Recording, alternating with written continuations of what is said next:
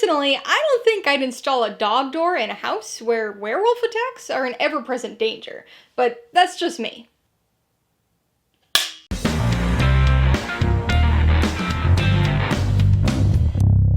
Hey everybody, welcome to Mainly Movies. Today I'm going to be talking about the 2025 horror film Wolfman. If you're new here, please consider subscribing for a variety of movie-related content like reviews, rank lists, and trailer reactions.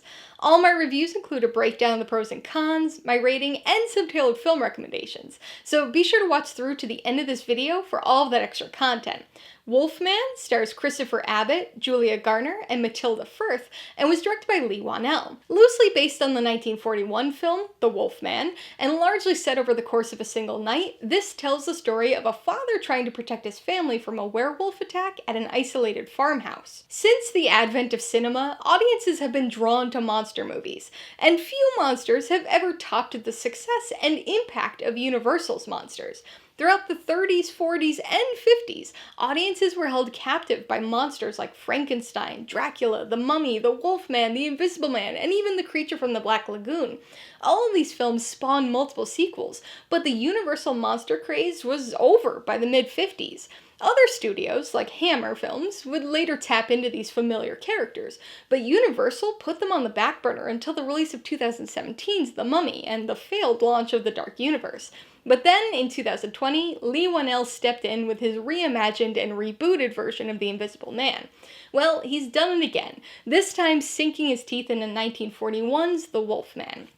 Given the numerous references to other films, ranging from Dog Soldiers to Ginger Snaps and even Saw, plus your existing knowledge of Whannell's films and the original Wolfman, you might think you know what to expect from this reboot. But chances are good this is probably quite different from what you're imagining it to be, perhaps to the film's detriment. In many ways, this is a reversal from Whannell's version of The Invisible Man.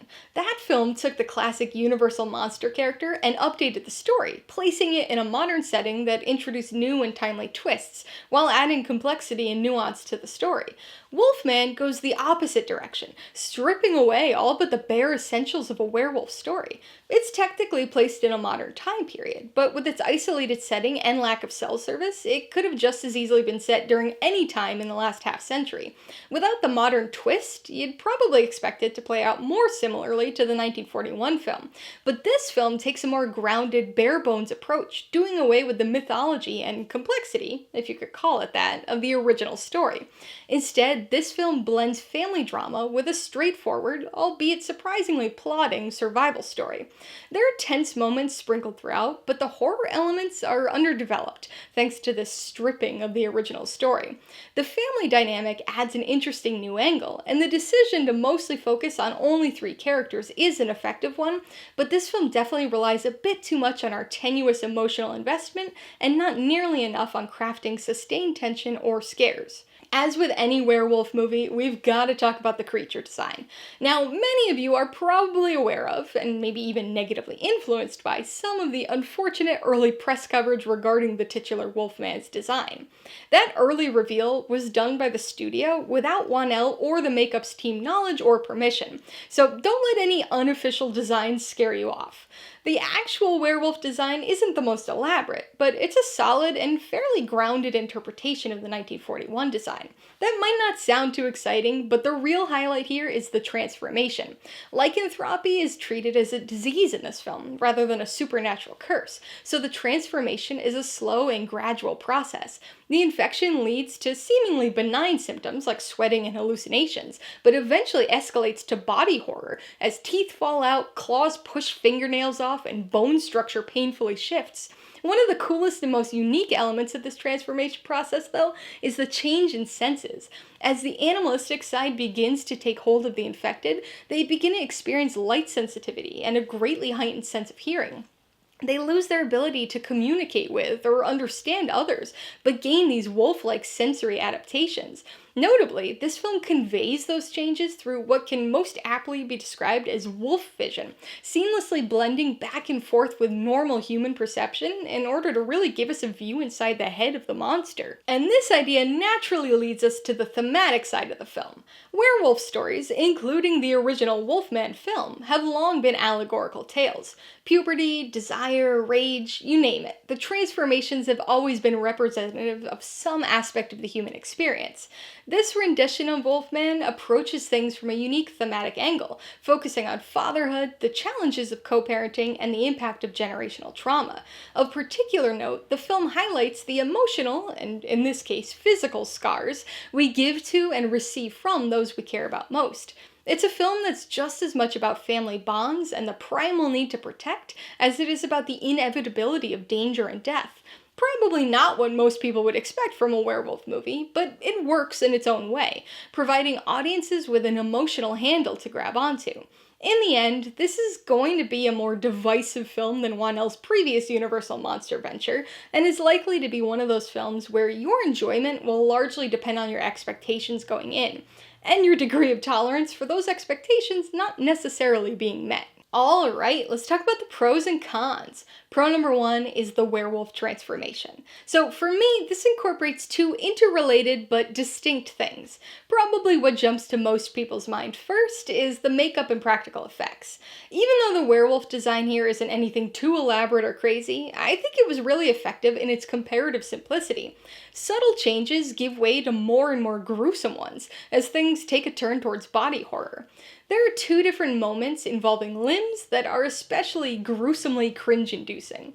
But beyond the visuals of the werewolf design, the transformation also incorporates a unique wolf vision element that gives us a look into the mind of the werewolf, so we can see just how heightened and distorted their various senses are. The second pro has got to be the themes. Horror films have always been used as thematic conduits, and werewolf movies in particular have long been allegorical tales, so it comes as no surprise that the underlying themes shine through brightly here.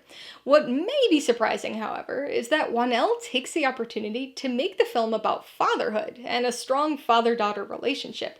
The generational trauma elements may come across a bit heavy-handed at times, but the added family dynamic imbues a bit more humanity to the tale than we've seen with previous versions. On the con side, the biggest issue is how underdeveloped the story is.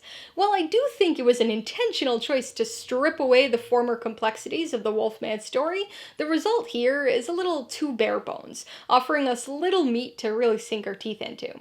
There are moments of tension here and there, but this is largely a plodding family drama. I'm all for an effective slow burn horror story, but this one seems to push aside strong plotting and pacing in favor of really hammering home its themes and attempting to emotionally connect with, rather than frighten, its audience. Before I give you my rating and recommendations, I want to remind you that if you're interested in buying Wolfman or any of the other films I mentioned today, I do have affiliate links for all of them in the description below. I get a small commission from anything you buy using one of my links, so I'd really appreciate it if you'd use them if you're in the market for any of these movies. I'm gonna give Wolfman 3 out of 5 paws. I'll admit that I've been going back and forth between 3 and 3.5 since I saw the film, but at least based on this first watch, I've got to settle on the slightly lower rating. It boasts really strong practical effects and a unique approach to the classic werewolf transformation, but the repetitive and slow-paced story offers little to sink your teeth into and even less to howl about. I would recommend Wolfman to people interested in a stripped-down, family-centric take on the werewolf story.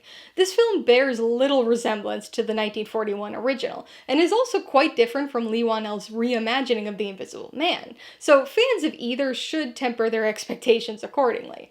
This movie's got some tense moments, and some fairly gory scenes, that had the guy sitting behind me repeatedly sucking air through his teeth, but you should be prepared for more slow family drama than genuine scares. Fans of practical effects will likely be happy with the creature design and transformation, though. If you liked Wolfman, I would recommend the 1986 version of The Fly. Like Wolfman, this Cronenberg horror film is quite different from its original film, telling the body horror tale of a human-animal transformation using unsettling and disturbing practical effects.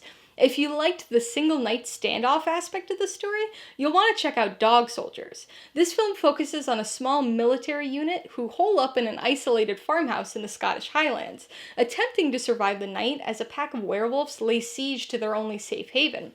This is a much more action-intensive film, but the low budget and largely practical effects make for a gritty and intense experience. And if you want some more impressive practical werewolf effects, you should definitely watch An American Werewolf in London. Rick Baker's Oscar-winning makeup effects are just one of the highlights of this gory and extremely dark horror comedy from John Landis. The story here is certainly more involved than Wolfman, but this is one werewolf fans won't want to miss. Alright, a couple questions for you guys. Number 1, have you seen Wolfman? If so, what'd you think of it? And number 2, what's your favorite movie that features a practical transformation? Be sure to leave your answers in the comments below so we can get a discussion going. Alright, so if you got some enjoyment, insight, or information out of this review, I'd appreciate it if you'd hit that like button. And if you haven't done so already, please hit subscribe while you're at it to see more videos like this. Till next time, this has been Alyssa with Mainly Movies, the way life should be.